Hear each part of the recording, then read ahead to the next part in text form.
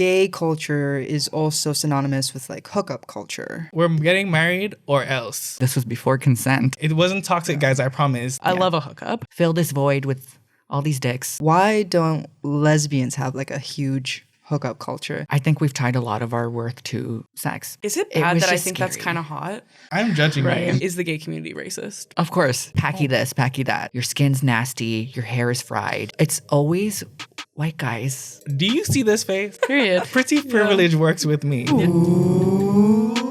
What's going on, everybody? Welcome back to the Queer Collective podcast. I'm your host, Carbon. I'm Emily. I'm Darynel. And I'm HUMZA. And welcome to the show. And this episode is sponsored by Vizzy Hard Seltzer, but more on that later. Can the gay community be a little toxic?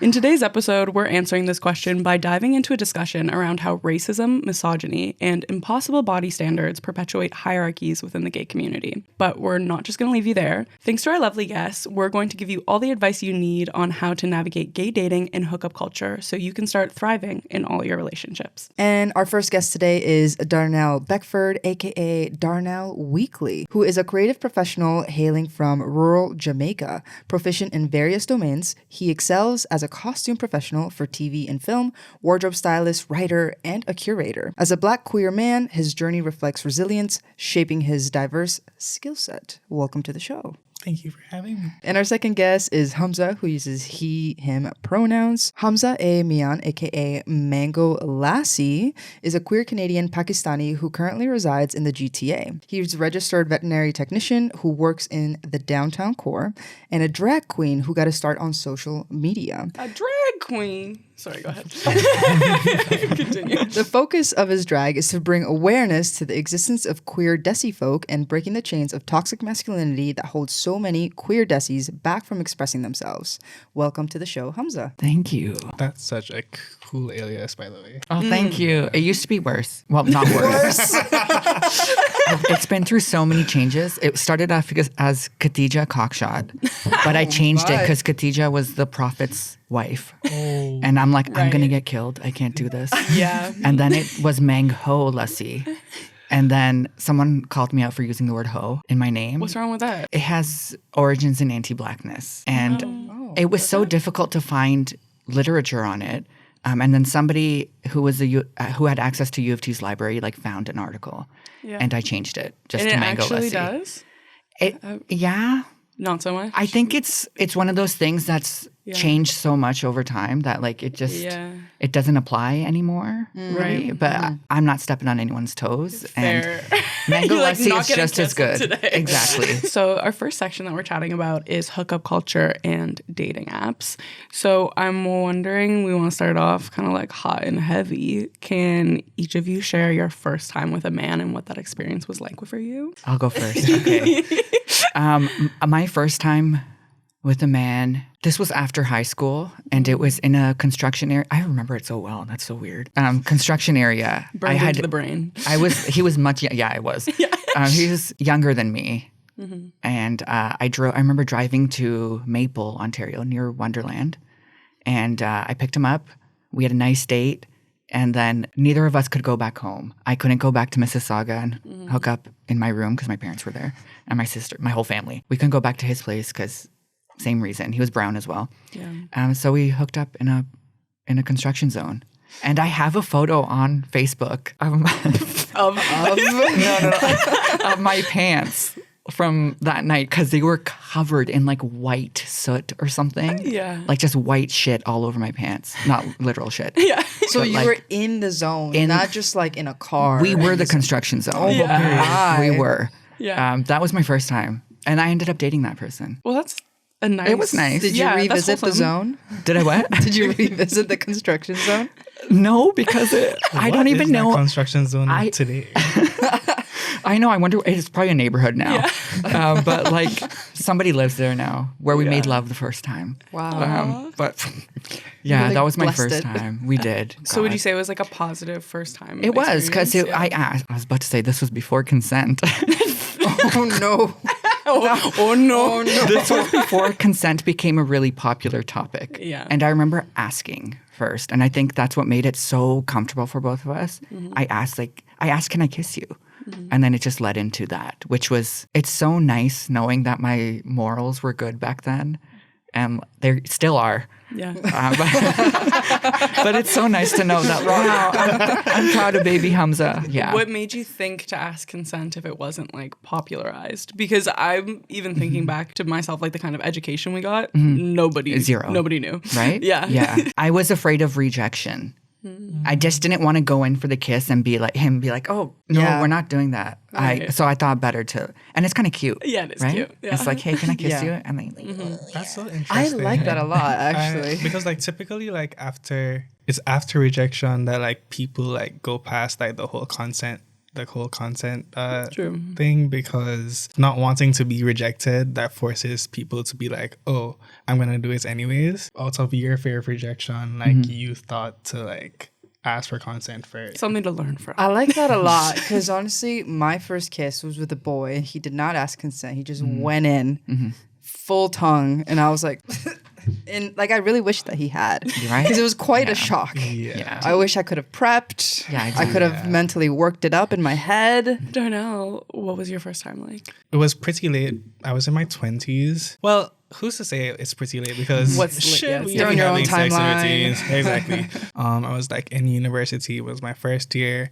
so it was like the first time like experiencing some level of freedom. I was like on residence, and the funny thing about it is like I was like coming from like a fundamentalist Christian home. There was like a lot of homophobia. I had to be hiding like parts of myself for a long time, and then like I kind of gave myself the leeway to experiment in that way as well. It was with someone who was my senior. Like he was 2 years ahead of me in university, and it was uncomfortable, but in like a good way. I think I enjoyed it.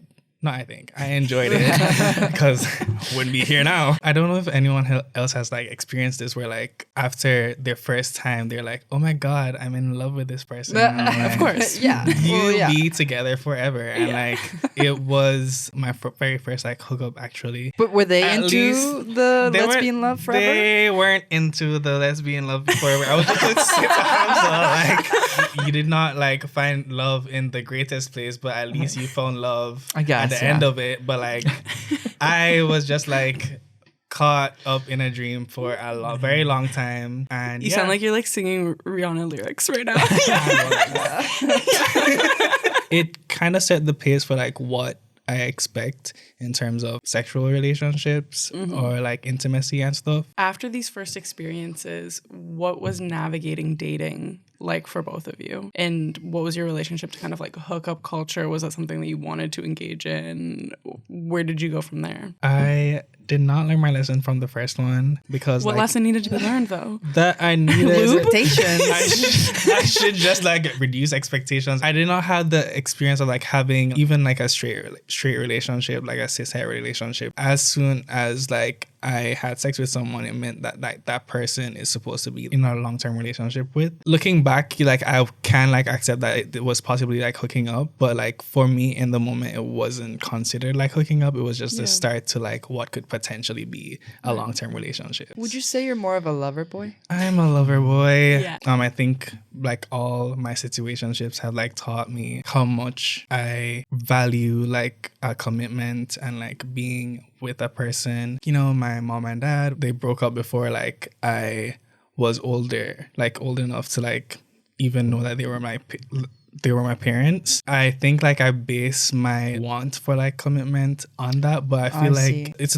even more than that some of the times, because it just feels good to like find home inside of another person. Cozy. And like, not that you want to be controlling of this person, or like you just feel safer with this person, you know? Last couple of years, I've also find that I'm able to like find home in like other spaces as well, with my friends or like with people who are not necessarily like, I'm not in a relationship with them, but like we still have some level of commitment to each other. Platonic love is so important. Yeah. So you don't like place everything on that. And your then partner. if you lose it, it's over. Exactly. Yeah. Yeah. 100%. Well, I feel like gay culture is also synonymous with like hookup culture. As a third party with no personal interest in the matter, who does not experience it herself. That's what it sort of like looks like from the outside looking in. Is there truth to that? I think we're fed that. I think the gay community is fed that. There's a book on this. I don't remember who the author is, but they live in Toronto and they talk about their experience, the Stonewall experiment. That's what the book's called. And they talk about what it was like here during the AIDS epidemic and how that created so much isolation and loneliness within queer men. Our only way of being intimate with each other was in private. And we didn't know if it was going to last. We didn't know if we had a future. And we're kind of going back to that now with our politics. Like, we don't know if we have a future now. Yeah. But for that time, it was just get as much in as you can, all the love, all the hookups, and then we die. And it was your only way to authentically express your queerness. When you can't physically express yourself in public, it's like queer sex is the only way to have that kind of expression. And so it becomes very important. Yeah, and it like makes you feel, it probably made them feel like they belonged in those moments. And I don't think we've let go of that. I think that's why we hypersexualize everything as well. Not complaining. I love a thirst trap. I post them often. Love sex. But, like, that's the reason. And I don't think a lot of gay people kind of like take that into account when they're doing stuff. When I hear people who are like, I've hooked up with XYZ, this is my body count, they don't take a step back and realize where it came from and that they're hooking up with people with shitty politics and shitty morals. I think it's not plagued our community. Something not as harsh, but it is When you synonymous. say people with shitty morals, are you talking about people who are like down low potentially? No, Okay. because I don't think that's a shitty thing. All right, so I disagree there. Like, I feel like there's a difference between someone who is on the down low versus someone who's like private because of like potential consequences. This podcast is proudly sponsored by Vizzy Hard Seltzer. Over the last 5 years, Vizzy has supported our mission to authentically and positively represent the entire LGBTQ2S+ community. And with Vizzy's vibrant flavors, you can follow your own vibe. Be bold, be flavorful, and above all else, be yourself. Plus, Vizzy only has 100 calories and 1 gram of sugar per can. Cheers!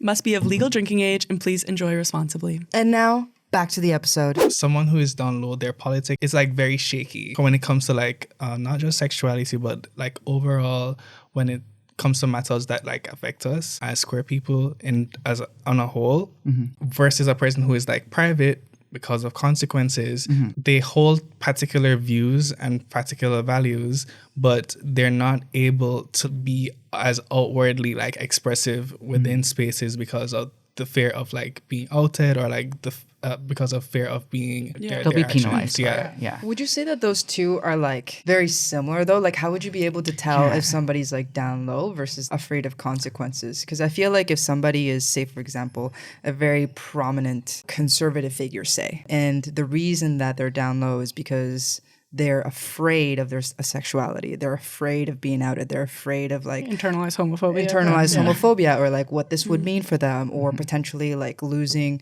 whether it be like their livelihood or whatever else. So they feel like they have to double down, discriminate against the very people that they're into. Doing whatever to like protect yourself does not have to look like doubling down and like causing harm to like other members in your community. I agree. I think it's like closeted versus down low. Yeah. You know what I mean? Yeah. Like, you can be closeted, your family doesn't know anything that's going on, but you're still part of the community in many ways, and you're not doing harm I have a hard to the time community. separating that in my head. Me too. Because I feel like for these guys who are down low, there's still something there. There's some kind of block in their head, and I have empathy towards that. To me, down low is like they're lying to themselves still. You know what I'm saying? But I was also that person. Yeah. I was that person for a long time. Yeah. I was hyper mask, and like I was so homophobic. And that was because of so many other factors. Yeah. And like, it's not like I could erase those and like fix that all of a sudden. It was something I had to grow through. And I hope that these people are like growing through that. For me personally, I feel like internalized homophobia, when it comes to like queer people, it is based on a lot of the times like ignorance when it comes to like sexuality or like other aspects that contribute to sexuality. I feel like a person who is DL, they like to have their cake and eat it too. Like it's a case where like during the whole election, like last year, the US elections last year, a trans person like decided that they were going to like out this like DL person because they voted conservative. A person that was actually trending, I think, on TikTok, it was trending to, like, on out TikTok. DL people. Yeah. Yes. So I'm not necessarily like they're saying like you should out people, but I'm saying like I understand in that situation the same level of violence that you expect, you should not be able to like escape that as well. That's a tough one for me. I'm sorry. It wasn't that they were outing all DL people, by the way. It was only DL people who were like actively advocating for Trump and like voting in that direction. Right. Like, being very Transphobic. conservative. Yeah, I get it. Like, you know, sometimes people want their revenge, and that's fair. So but at the violent. same time, It's I messy. can't be like, yeah, do it, you know, because it seems I don't know what they're No, I don't know them personally. And what are the I can't repercussions personally of do that? it. No, I can't personally do it. Like I will never do that. Yeah. But I can see where the person is coming from when they did that. I'm going to say DL men are the ones who like cause harm on the community versus like someone who is like closeted. They do not like necessarily cause harm. They'll not be out here like voting conservative when they know that like there's serious repercussions for that. Well, what's your opinion on that? And I would also like to know how you moved past that as well. Yeah. A lot of it was like high school and like just after high school. And actually, that guy I dated, the one I hooked up with in the construction zone, he was closeted. He hooked up with DL guys before that because he would go to hotels and hooked up with married men who had families. One of them ended up being a friend of mine's dad's business partner. Oh. Is it It bad was that I just think that's scary. kind of hot? It is. See, Is that so messy? in like a porn thing, Yeah. it's like so hot. But when it's real life, I know you're it's like, so messy and bad. can you not do this? Yeah. Yeah. I think the stigma makes it a little hot. Yeah, I don't know. I get it. I feel that. I feel that for sure. I had trouble understanding why he was doing that before, but like, what other options did he have? And what other options did these men have, these married men? They were all South Asian men. And like, even me, I was told, marry a girl, family, job. Like, that's it. And family is the most important most thing. important. Yeah. Yeah. I have a lot of empathy for these people, whether they're DL or like closeted. I just have so much empathy because I've like tiptoed in those areas before. And like the person who got me out of that was my first job was at Guess, Dixie Mall. Helped open the store. And you're like, I'm straight. That's how I entered the store. And my manager there, my assistant manager there was like a flaming brown gay guy. And that was my first time seeing that in real life. And you're like, wait a minute, and this I'm like, exists? what the fuck? Yeah, I can do that. And then I did it. Yeah. I slowly started to come out and be more femme and like be more of myself, what I wanted to be. He was my catalyst. Yeah. I needed something to kind of push me. Sometimes to you need come like out. a roadmap to see that something's Yes. actually possible. Otherwise, sometimes you just don't have the creativity in your mind to like be able to see that it's possible. Yeah, you know, that's why exactly. representation is so important. I do feel like DL people like who go to lengths as what you said, where they're like go vote conservative, and not only that, but publicly try to like bash people or like be like anti-trans or whatever else. It must come from such like a deep hatred Yes. towards themselves that they have like nowhere else to go but outward and like project. I'm like, on one hand, you shouldn't be able to go through life and just like kind of get away with everything. And then on the other hand, I like feel sorry for them. But it's like such like a Yeah, it's weird. Such a weird feeling. because I'm like, but you're not being a good person, you know? Yeah. So And then when you throw things in like race and like religion, I have a lot more sympathy for brown guys going through this because I've like again lived that. Until you do something horrible, I'm gonna feel sorry for you, right. right? That's the part. Right. Is like if you're doing horrible Yeah. stuff, Yeah. that's where the line maybe gets drawn. And I think the difficult thing is it's kind of a political argument to what we were talking about is like, do you out someone? Like, do you do something negative to someone else who's doing something negative to the community? I feel like it's always what like liberals, NDPs, that's kind of like the conflict that they have to face is your opponent is stooping so low and yet you're always supposed to be the party that's like going higher. You know what I'm saying? Does it work to go low or do you just And at what does cost? it get icky? At what cost? At what cost? I think Yeah. like my thing with that is instead of like calling out someone, like I prefer like calling them in, and I feel like that is where restoration happens within community. Totally. But like when it comes to like a deal person, it's hard because like they're not necessarily a part of the community outwardly. So like how can you like call them in? Yeah, and I feel like karma's coming for you and you deserve, or like you reap what you sow. But at the same time, I don't want to be the one to give it to you Yeah. because then karma's coming for me. So I'm not going to mess with it. Yeah. Better to Michelle Obama go high. Kind of circling back to what we were saying about like the origins of why hookup culture is so prominent in the gay community, because it is something, even when I'm speaking to bisexual men that are like starting to dip their toes into it, it is like a jarring difference that they're facing. According to the 2009 article titled Internalized Homophobia and Relationship Quality Among Lesbians, Gay Men, and Bisexuals, for many gay men, external validation fills an emotional void caused by a lack of early affirmation due to their sexuality and gender performance. So this family rejection and rejection from your peers can lead you to seek sexual validation as a means of feeling wanted. However, it may be an unhealthy coping mechanism. And when you tie your worth to sexual and romantic partners validating you, it also means that rejection gives you this sense of worthlessness. And I'm wondering if this sounds correct to y'all. What do you think? They actually talk about this in the Stonewall experiment. I think we've tied a lot of our worth to sex. When I've argued this with other people, they've said it's just gay things. It's just gay things. But I like. What do you mean, like simplifying it? Like it's like this is just how gay men are. It's just how a gay thing. It's just the culture. It is. But like, do you know why? Right. Like, what do you feel? What validation does that give you? And like, how do you feel afterwards? Because I've left hookups not feeling so great after. I've literally cried on my drives home before because I felt like shit after. I felt like I put all my worth into pleasing somebody and got really nothing in return. No like emotional validation, which is what I was really looking for.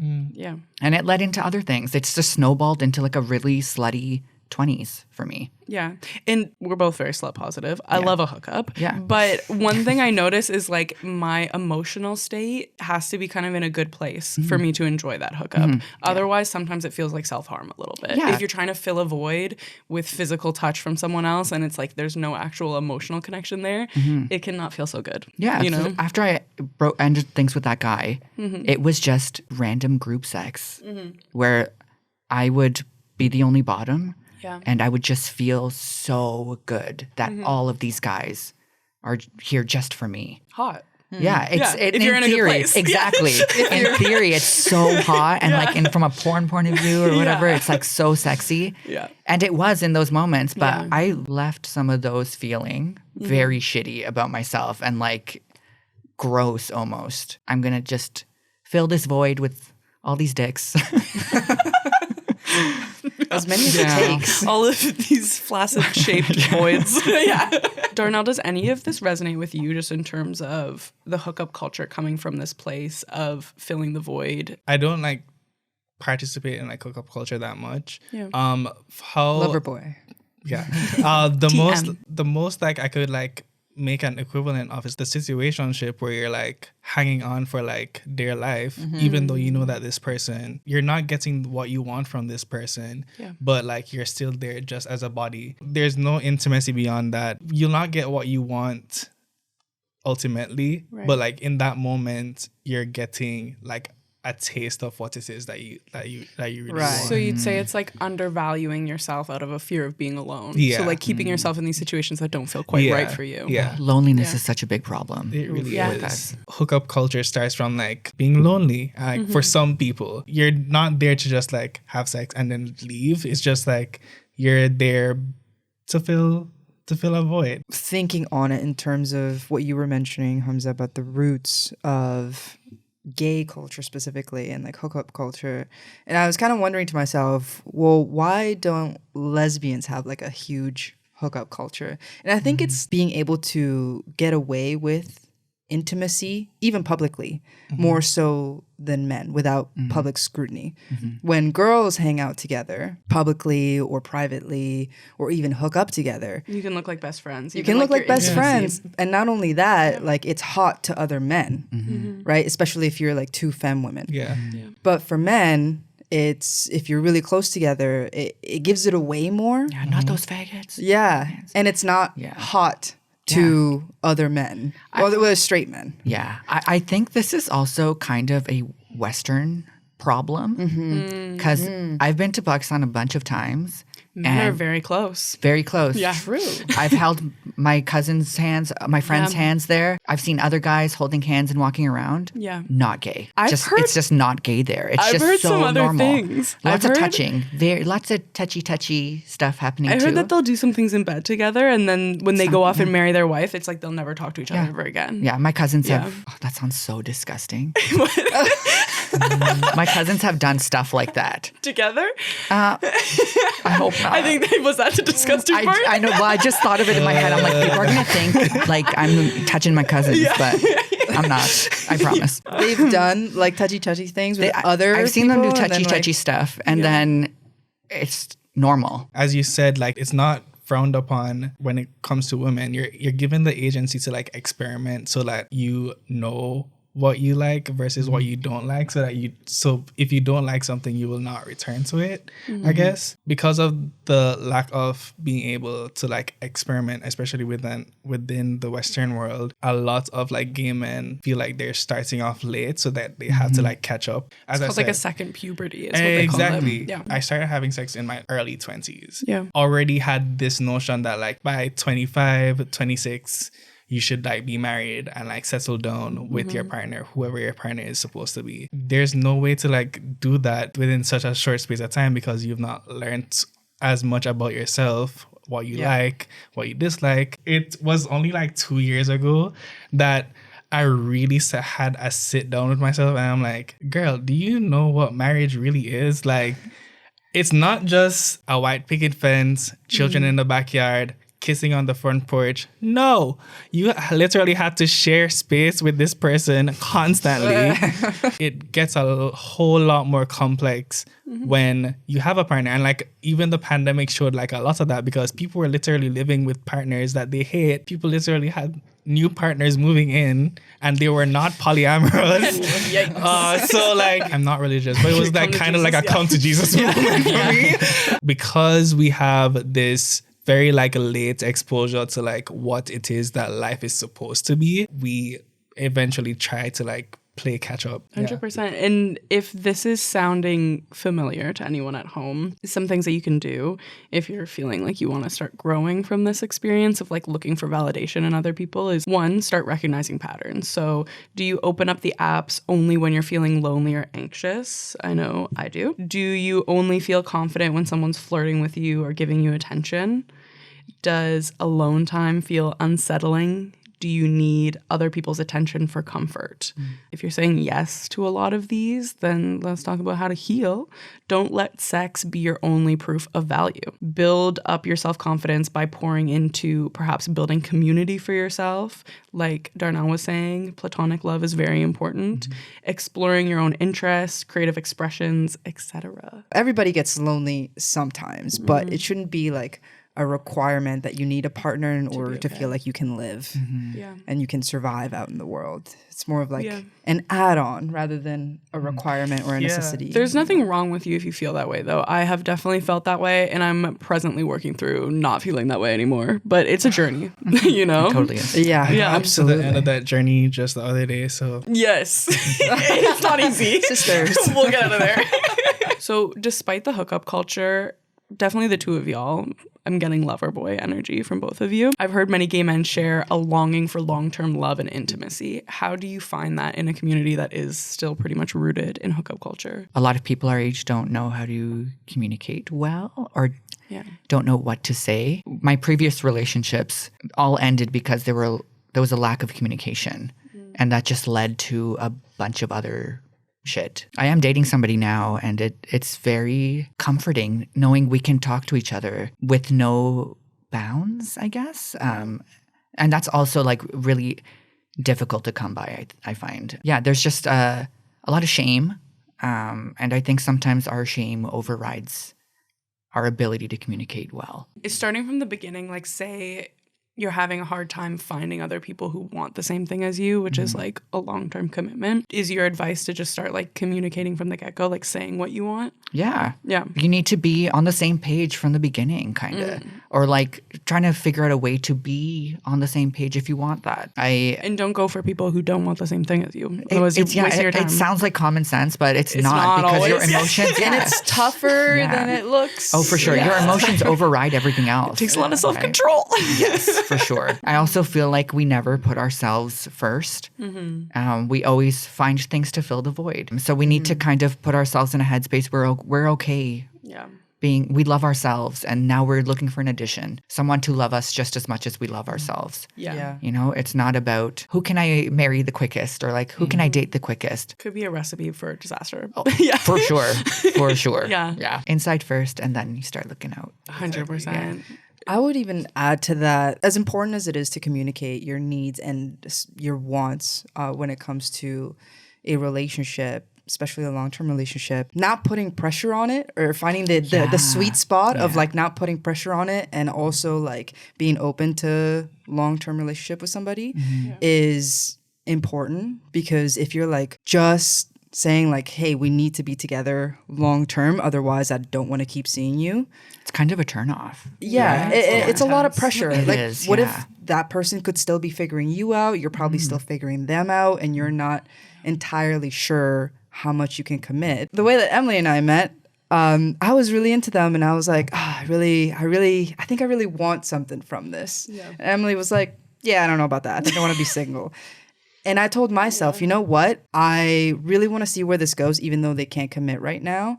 And it was me just telling myself that I am no longer afraid of the rejection if it comes to that.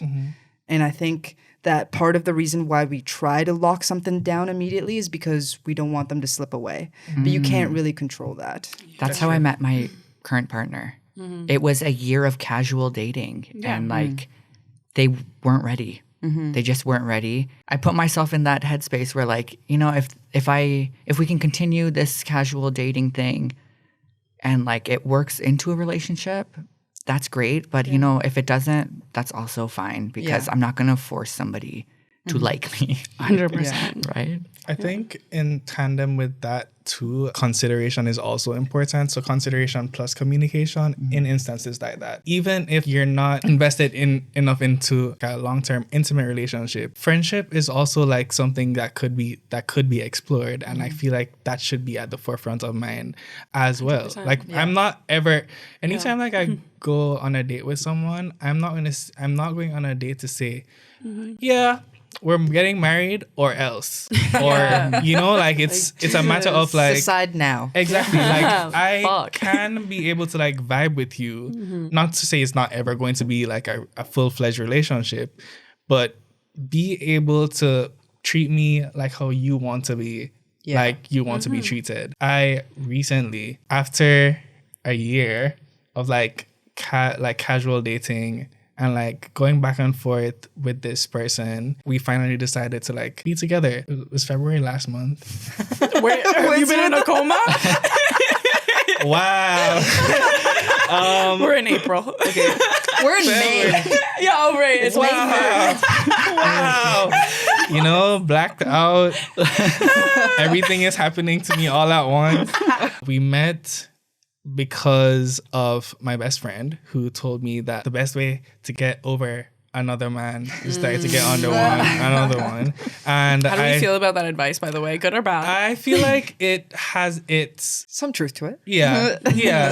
Like in this situation, it worked out, you know? First couple of months it was hard because I was getting over like someone at the time. I was like invested in that person, and they stuck through it. This is not me saying that like you if you feel like you are being taken advantage of, you should stick to it to the end. Know your standards. Girl, stand up. But like in this instance, like there was like a level of understanding because like I was invested in this person. I still have feelings for this person, but at the same time I have feelings for you. But I'm not sure like where to place these feelings because it's just all tied up right now. The moment of like seeing the light came. Like, I don't know if we could like insert the but like I had my eureka moment where like it has been a year. You have like supported me through like shit. It wasn't toxic, guys, I promise. Like, I wasn't like being... But they were there for you. They held space for you. They held space for me. Yeah. The average person, you know, somebody who didn't care would do that. Yeah. There's this queer man who works at Rega Hair Studio. Go find him. He wants to date. No. He was my first, like one of my first exposures to like older gay love that lasted. He's maybe in his 60s and he just talks about him and his partner, what it was like in Toronto back in the day, and they're still together. And I'm like, I would love to see more of this. Yes. Because so what nice. I see now, right? Yeah. I've worked with like a 50-year-old white gay man, and it's just like sex, hookups, blah, blah, blah, blah, twinks, all this shit. At 50 still going? Yes. Going strong. Oh my God. Yeah. I don't want that future for me. Yeah. I grew up in like I guess my parents love each other.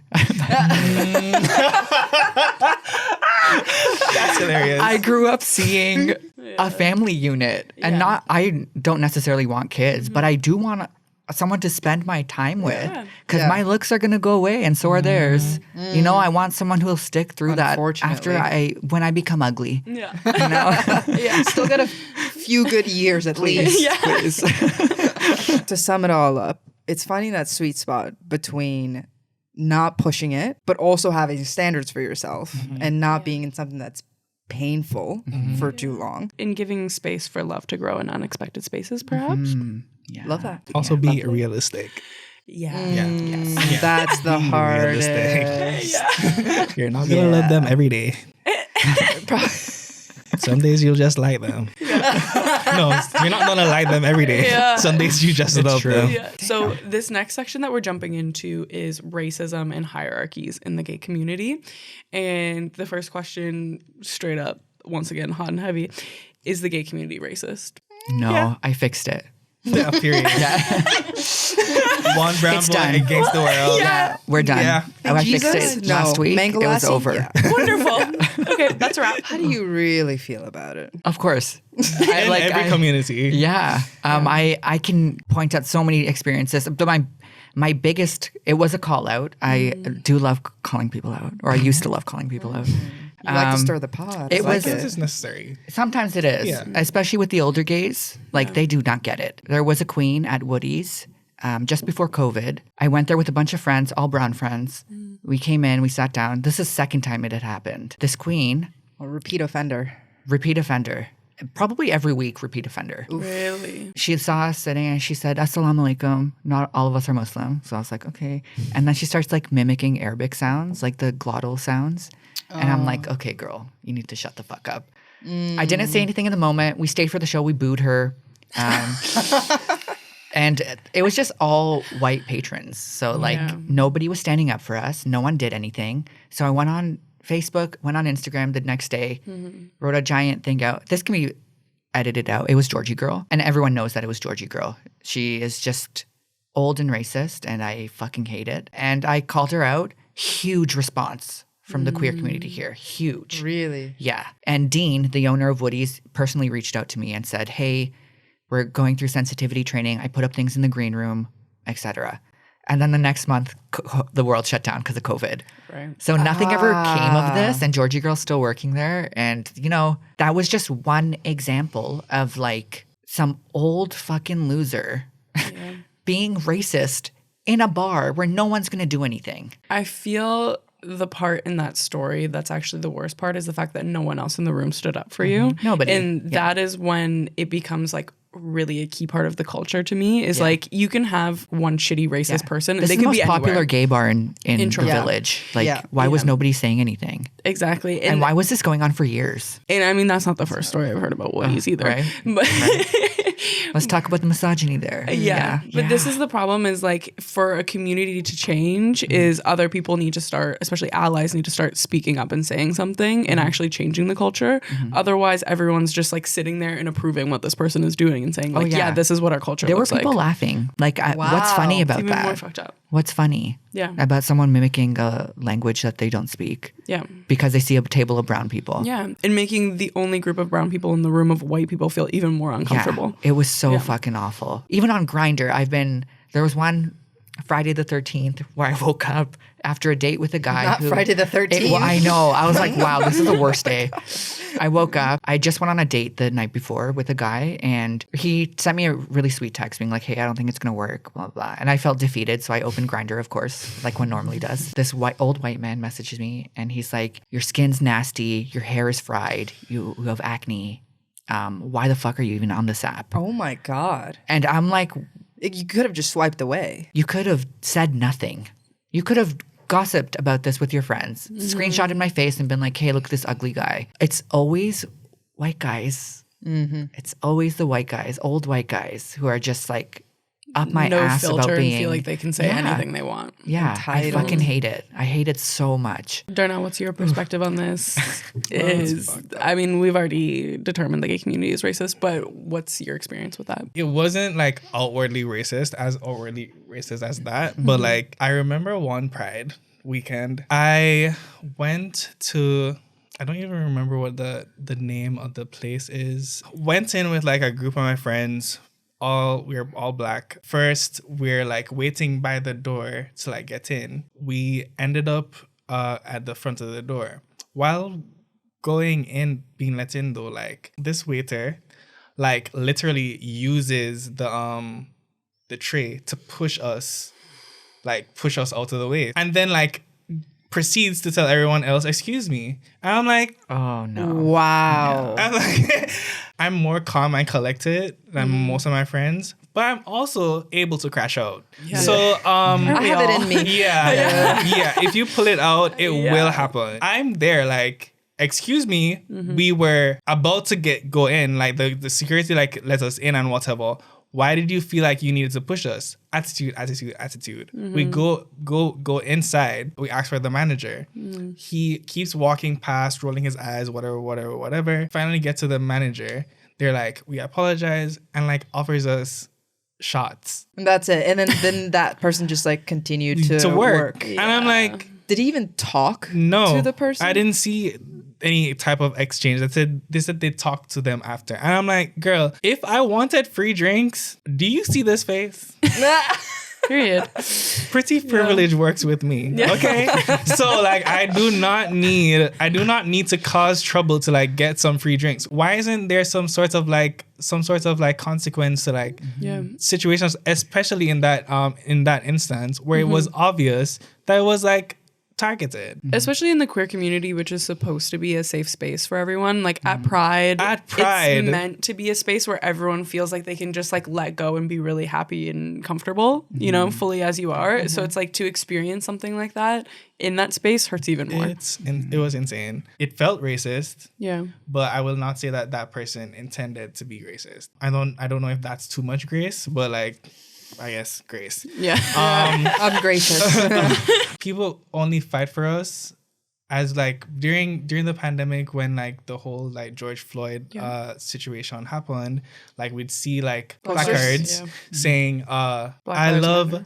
big BBCs. So I'm like, As a protest sign? as a protest my side, God. I just saw that one on like Twitter and I was so upset. It's almost like you're valuing Black lives according to like Just body parts. Body parts. Yeah. Yeah. You're fetishizing someone. Exactly. fetishizing, Yeah. 100%. stereotyping as well. So common on Grindr too. Yeah. Yeah. Gotten those messages too, being like, "Oh, I want to see that packy cock," or like, "Packy this, packy that." Don't say that word. Yeah. Yeah. And also, what the fuck? Yeah. And again, it's always white wild. guys. It It's is. always white guys. It's always the white guys, isn't Yeah. it? Yeah. You don't see a person of color typically saying that 'cause they kind of know the stuff. pain. They know the pain. Yeah. I feel like a lot of white gay men are like, oh, woe is me because I'm gay, I'm the minority, et cetera, et cetera. you are experiencing a very small level of minority. Exactly. You still get the jobs, Yeah. whether it be in government, whether it be high up positions for like big companies, big brands, You're still on luxury the pedestal. brands. Yeah. You're on the Because at end of the pedestal. day, you are a white man. You're a white man Yeah, exactly. first, and then you're gay. You're gay. You see it in like on the east end of Toronto, where that's where all like the rich white gays go to retire. But That's my like, hood. is that your Are you hood? looking for a daddy? Before the Danforth. Before the Danforth. Yeah, after the Danforth is really rich. The bridge divides. It is. The It does classes. divide us. I walk into Cabbagetown sometimes and I'm like, wow, I wish Yeah. Yeah. I could live here. But then you get to Yeah. Sherbourne. And I it's- have exactly. I live on Shoreborn actually. Yeah, and then you're like, That's Yeah. the divide. Exactly. And like I have friends who live in Cabbagetown in those like $1 million houses. Yeah. And they're all white. they're all white. All white gays. Yeah. So, Yeah, you don't see like a happily married Racialized brown exactly. yeah, No like one. gay couple there. It's No. all rich white gays if they're Yeah. gay. Obviously, there's straight people too. Yeah. But They exist. they're there. But if it's not straight people, and also, by the way, white straight people, usually. But if not them, it's white gays. Yeah. Exclusively. And why is that? Oh, and they all put out their conservative signs when it comes election time on their freaking I just do not fences. understand conservative gays. Gays. No, I don't get it. I don't get it. The issue is not like your political leaning. It's just like your ability. I want you to explain it to me. Like I want you to, like you see like this man is like anti everything that you are Yeah. or that your friends are, but like you still choose to like support him. I think the really disturbing thing is when certain people get rich and they don't care about, and this is where we say like, are you truly understanding the experiences of other minorities? And they usually are not. If you're willing to vote for someone just based on economical reasons, Exactly. when you know it's going to hurt other people in the community, you don't get it, Yeah. you know? Yeah. And you haven't done the work or learned it. I think because they don't experience all of these layers of intersection of identity, because they're not themselves experiencing Rejection. all of these layers of whether it be racism, classism, etc., whatever. Now I want to just push for what works for me economically. Yeah. And they completely forget about everybody else. From a 2022 study titled Feeling Like a Fetish, which analyzed hundreds of different Grindr profiles and conducted in-person interviews, found that there is a hierarchy of desirability within the gay community, which places white men at the top, being desired by nearly all others. For instance, an interview study they cited found that Black and Asian men were disproportionately rejected relative to white men, who were desired by other white men and racial minorities. But who and what do you think is the most desirable? Like, what's at the top of this list? If it's like a matter of like for sex, then yes, Black built men. Right. But like if it's a matter of like experience, like a whole full-fledged like relationship, settle down, whatever with, is like with white built mask men. Right. Yeah. I think it's white mask men. When I first started exploring dating and shit and hookups and stuff, it was white guys that I would talk to. I would not talk to anyone else. Interesting. There was just so much internalized racism and hate. Yeah. And it was a lot of white guys. And I would get rejected all the time. Like they just did not want They me. also have the racism. Oh yeah, for down sure. pat. Yeah, the experts at it. So according to the survey data, it shows that white and Latino men who present themselves in stereotypical masculine ways are the most desired from all dating app users. Why Does that seem Latino? accurate? I would say that like Latino men are seen as romantic and sexual and macho. And white masculinity has also been put on this hierarchy in terms of like the way that we view it in media and everything like that is like it's the best kind of masculinity. And if we look at something like Orientalism, for example, I don't know if we talked about it in a previous episode in terms of like our East Asian episode, but Orientalism was just the way that the West framed Middle Eastern countries and Asian countries, especially like their masculinity, framing it as something that was very fragile. It was very feminine. Yeah.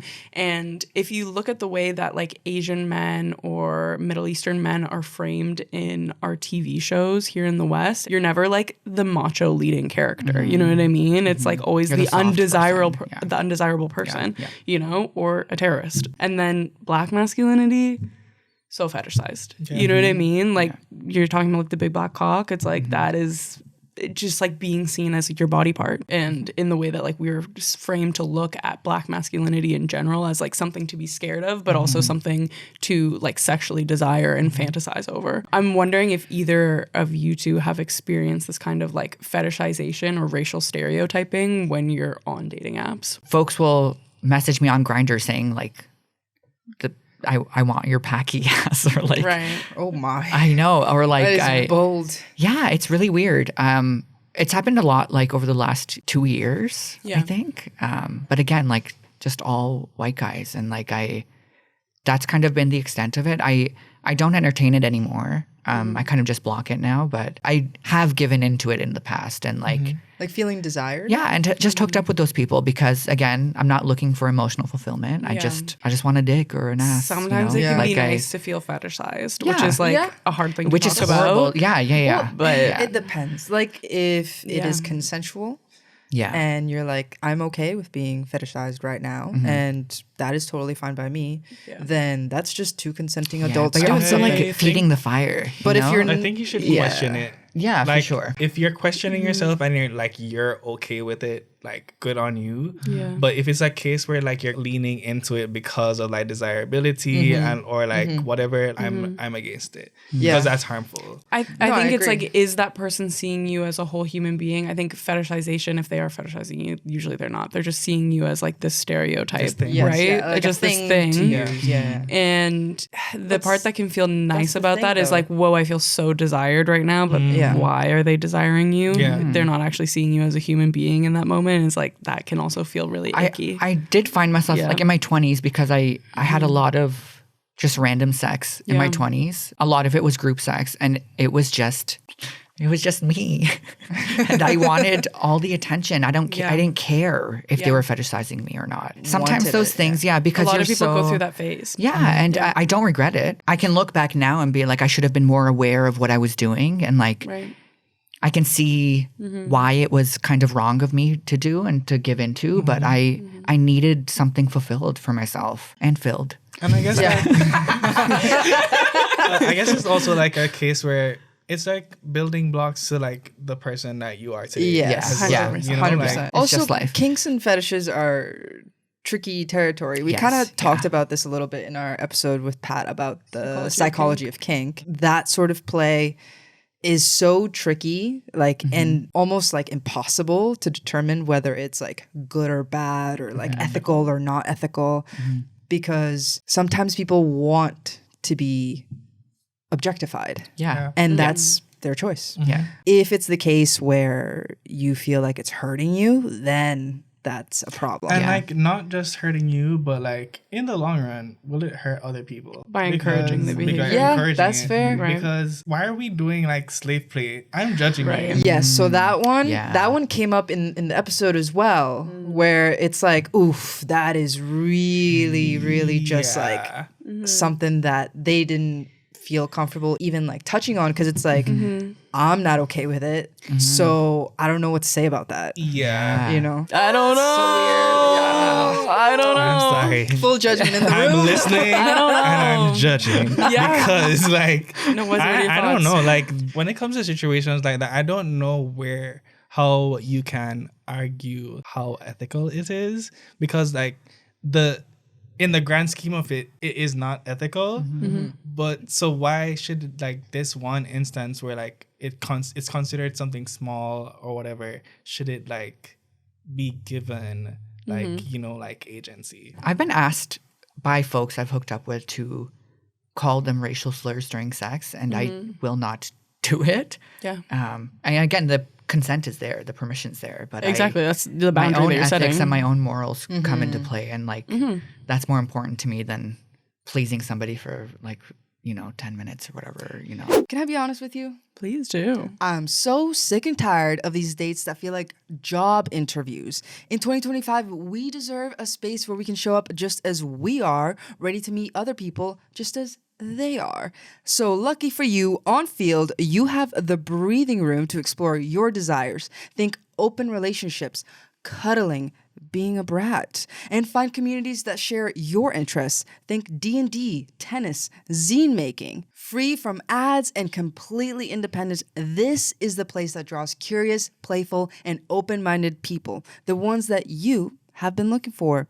So if you're feeling curious, there's a little preview of what dating on Field has been like for Emily. Field is the only dating app where I don't have to hide parts of myself. As someone who's both kinky and polyamorous, most platforms make dating feel like a job. Shifting through profiles, decoding vague bios, embracing myself for the moment I have to explain my relationship structure, unsure of how it'll land. But here, transparency isn't just welcomed, it's expected. It's built into the culture. I can lay everything out in my bio, no pretense, no softening, no waiting for the right moment to disclose. And the best part, I know I won't just be tolerated for it, I'll be celebrated. There's something liberating about not having to ease someone into who you are, whether it's naming the dynamics that make you feel most at home or exploring desires that might be too much elsewhere. Field creates space for honesty from the start. It means no second guessing, no unnecessary filtering, just a place to show up as yourself and trust that you'll be met there. So get out your phone, go to the App Store or Google Play and download Field. That is FEELD. Thank you, Field, for sponsoring this episode. Kind of on the theme of sexual racism. Do we think personal preference discourse is racist? Example, like having in your bio, no blacks, no Asians, but it's just a preference. That's racist. Oh, for sure. Yeah, that's racist. Definitely racist. That's Yeah. not. You didn't need to say that. Preference is like Want pineapple on your pizza. Exactly. It's like that meme. Like I don't hate pizza. Right. I just like prefer pineapple on my pizza. Also, if you go out of your way to put it in your bio, that is racist. Yeah. Whoever's like reading it, that comes across it, that is not white. Yeah. You just kind of like affected their day. And that was probably a little bit of your intention behind it. Oh, for sure. You It's know? the worst when it's food. No curry. No rice. curry. Yeah. Like Oh my, that's no even chocolate. worse. Like That is they'll worse. say that to refer That to is a race. way you're worse. already being racist, saying you don't Yeah. want these things, and now And then you're you're doubling equating us down. with food That's crazy racist. That's you're just taking it up to the next level. Yeah. You think you're being funny, but But one argument people will make against that is like saying that a lot of people of color will also choose not to date white people. What do we think of that? it's not the same. It's not I don't racism. Like I feel like the Yeah. power dynamic is very different. Like, for sure. Yeah. Girl, you literally had your ancestors had us enslaved.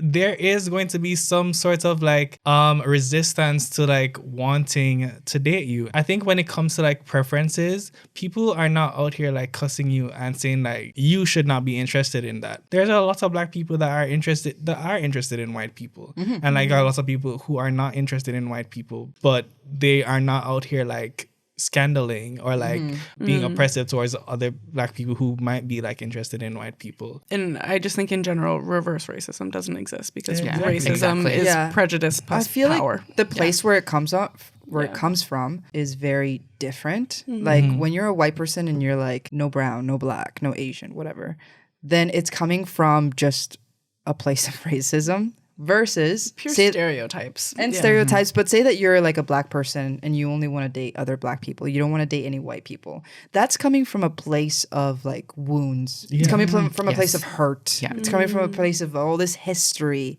that has been documented, and it still persists to this day. With black people, you don't want to date them because you consider them dirty or you consider them the They're slavery less than. There's always a less than. than situation versus like a black person not wanting to date you is because literal trauma. Yeah, they don't feel safe. And they do not feel safe. 100%. So according to that same article from the Journal of Sex, research titled Feeling Like a Fetish, both personal preference and fetishization are examples of sexual racism because they rely on essentialized, racialized understandings of bodies.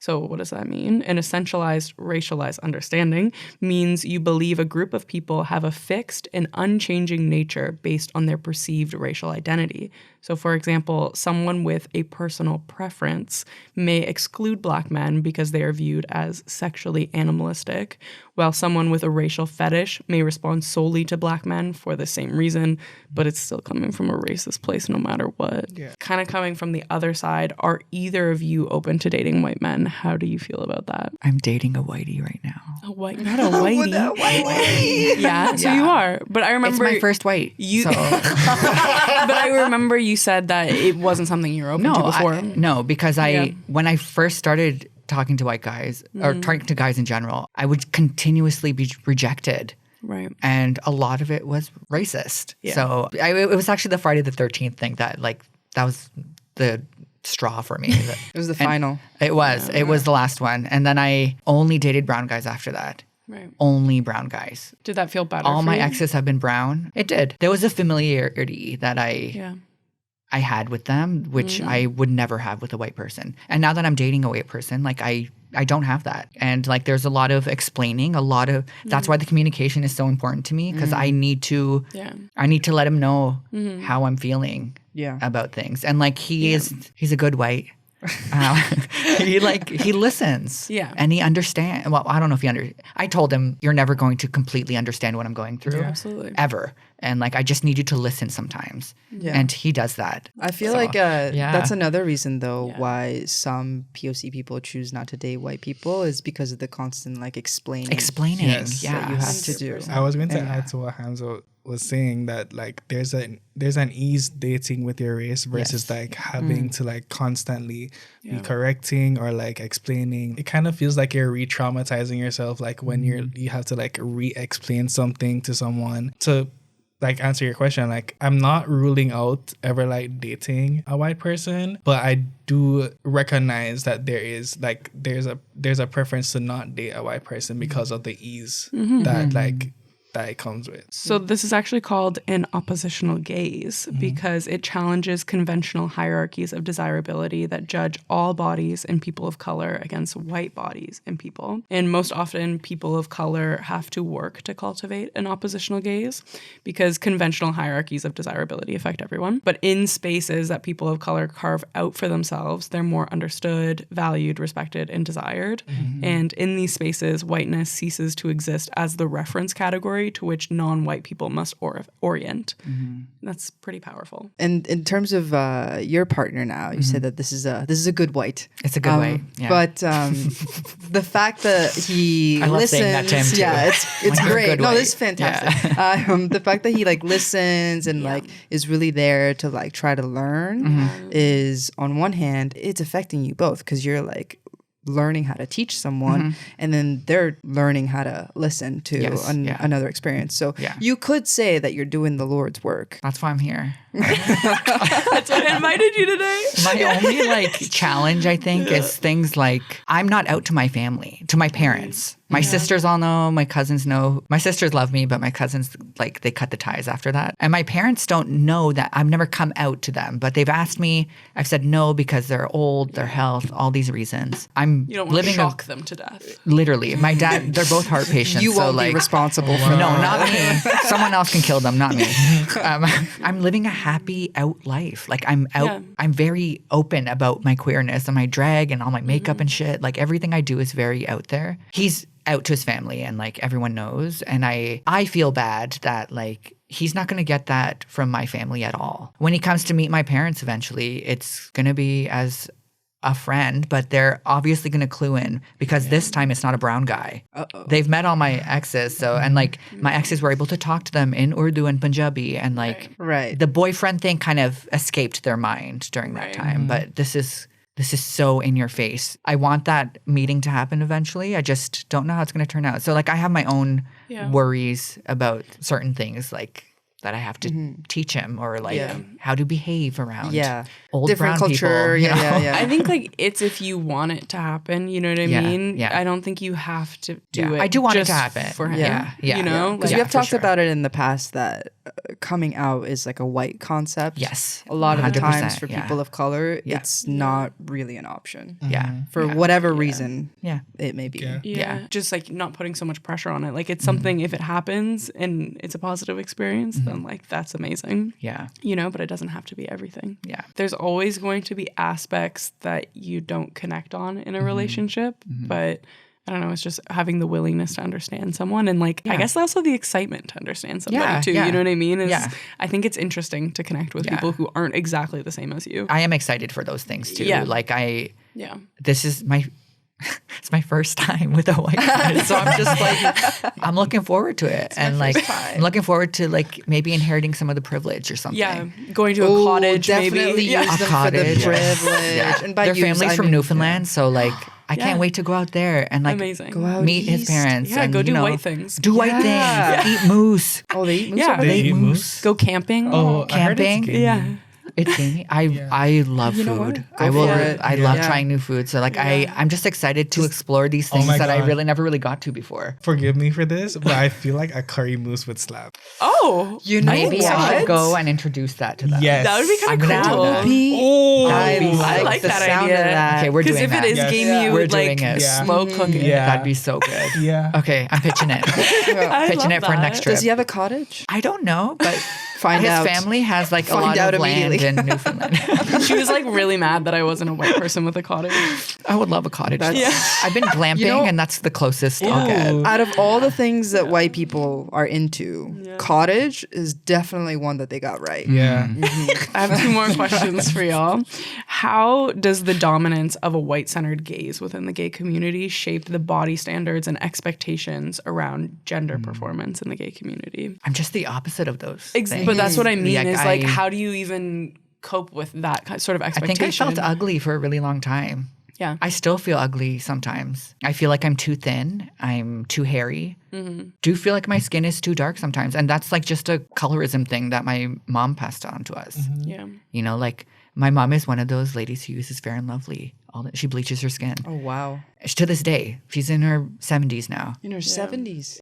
There's so much about myself that I still am fighting with. And being criticized by white people does not make it better. How do you cope with that? Like, how do you move forward and start to feel better about I yourself? think that's why I started drag. Yeah. I think it gave me a place to put the honks. They're cheering me on. Yeah. It gave me a place to put all of the shit I didn't really like about Yeah. myself. And because of that, I've been able to be more comfortable with myself and like I have an outlet now. That celebrates it. Yeah, that celebrates it. What about you? I feel like for me personally, when it comes to like other aspects, whether it is like desirability for jobs per se, it would be so much easier if like I was a white person or if like I dressed a particular way. I remember one time like an agency told me my work was like very urban, and I'm like, we know what like urban means. Yeah. You were trying to say it's too black? Maybe it's too black. And the thing is, like, I can't divorce myself from my blackness when Yeah. it comes to my work, because that is what I know. It's your point of view. Exactly. Also, it's what makes your work yours. Exactly. Yeah. There's not space created for a lot of us in those spaces as well. Like the opportunities do not present themselves for myself. Like I would love to do more editorial work. I literally have to create opportunities for myself to show how creative I am, and like the people that I have access to and the resources that I have access to are only limited to like the same things that I'm limited to. You have to be able to either leverage some white privilege or